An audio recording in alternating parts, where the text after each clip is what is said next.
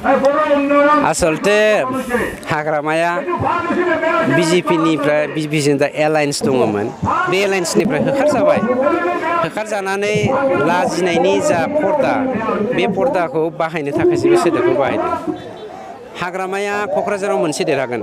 हाग्रामा गुदा हाग्रामाया खिन्थु मोननैयावबो जेनगोन मोनसेल' सिटआव हाग्रामाया देरहानायनि सम्भाबना दङ बेखौबो 10 तारिखआव जोंना क'क्राझार आरो चिरां जिल्लाया इलेक्सन जागोन नालाय 10 तारिखनि सिगां जों फोजोबखागोन थारमाने हाग्रामाया जिर'खासै बेवहाय नेशनेल पार्टी बिजेपिनि बाथ्राखौथ' गुलिमार इउपिपिएलजोंनो फैथोंसै चेलेन्ज खालामनो पलिटिकेलि आं बिथांखौ अपेन चेलेन्ज खालामो बिथाङा देग्लाय सरकार दानो नाजासै गावनो मोननै सिटआव होनानै देरहानो नाजासै बेखौसो आं चेलेन्ज खालामो 27निफ्राय 32 मिनिमाम 27 मेक्सिमाम जों 32 मोनगोन बे 100% सैथो नाथाय नोंथांखौ गोबां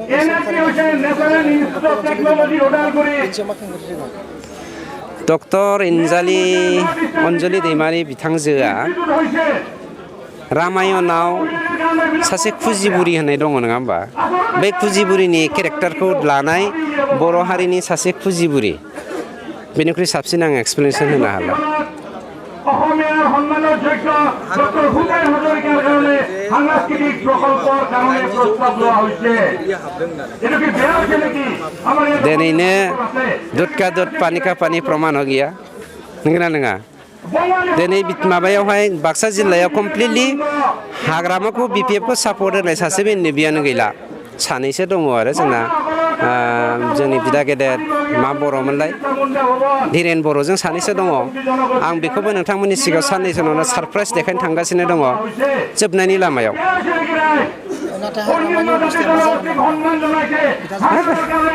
हाग्रामाया सासे कुटनीतिबिदमोन राजखान्थिगिरिमोन किन्तु रायजो राजाखौ थगायबाय रायजो राजाखौ अहेबावजों सुबाय देगार सुबाय जायनि थाखाय रायजो राजाया दिनै सापर्ट खालामाखिसै बेनिखायनो बिथाङा दिनै गावनि फिथाइखौ मोननो थांगासिनो दङ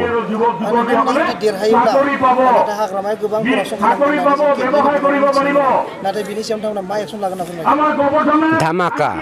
बिजेपिया होनदों ख्रिस्टमास धामाका खालामगोन 15 तारिखआव सरकार दागोनथ' इउपिपिएलआ आंथ' गौरबजों अहंकारजों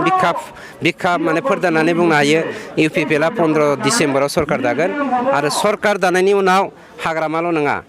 जायफ्रा मेम्बारसिम माने कारापसनाव इनभल्भ दङ साफ्रोमखौबो जोङो सेन्ट्रेल जेलाव सोखागोन बे 100% सैथो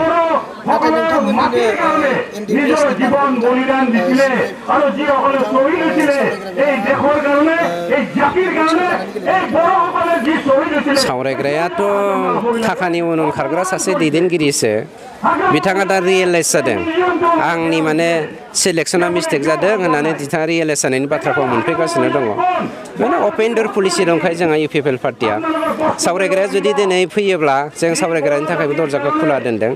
बेनि थाखाय जोंहा जेबो बुंनांगौ गैया राजखान्थियाव बिथाङा मिस्टेक खालामदों होनब्लाबो बर' हारिखौ सासे सिबिग्रा दैदेनगिरिमोन नंखायनो जों बिथांखौ वेलकाम खालामनो फै दा बे बिपिएफखौ नागारना इउपिपिएलआव फै नोंथांनि थाखाय दरजाया खुला बिजेपिया जोबोद नैबे बिटिआरआव মিউজিয়াম হ'ব শহীদসকলৰ কাৰণে এই শহীদসকলৰ কাৰণে যিটো মিউজিয়াম হ'ব সেইটো মানে হাজৰিকা মহিলাৰে सुबुं गमा खालामनाया गेदेर बाथ्रा नङा होमबा सुबुं गमाखौ खालामदों बिथांमोना नेसनेलि मा जा इसु दङ बेनि इसुनि बाथ्रा डिफेन्ड खालामनानै बाथ्राखौ पलिटिकेलि खामानि मावलांगासिनो दं जोंना रिजनेलि जेरावहाय जोंहा हारिनि आइडेन्टिटि क्राइसिस जादों जोंनि गेजेराव जाति जनगोष्ठीनि गेजेराव माने खमिल मिल मोनसे आवगायलांनो हायै मोनसे अबस्था जादों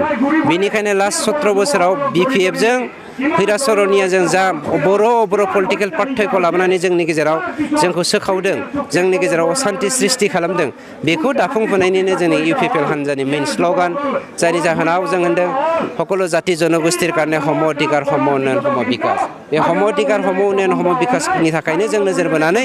मोनफ्रोमबो जातिनिफ्राय मोनफा मोनफा जोङो माने दैदेनगिरि साफा दैदेनगिरि लाबोनानै बिथांमोननि जाति जनगोष्ठीनि नामाव डेभेलपमेन्ट मोनसे बर्ड दानानै बिथांमोननि स्पेसियेल जातिखौ माने बिसोरनि कालचार हेरिटेज लेंगुवेज ट्रेडिसन ओमफ्राय अर्थनीति गासैखौबो डेभेलप खालामनायनि राहा लामाखौ जों लादों आरो बेनो जागोन सागे जोंनि नर्थ इस्टआव थांनाय 73 इयार्सनि उनाव दाजानाय मोनसे बयनिख्रुइ साबसिन एडमिनिस्ट्रेटिभ सिस्टेम जाय एडमिनिस्ट्रेटिभ सिस्टेमखौ इन्टारनेसनेलि फल' खालामनो बाध्य जागोन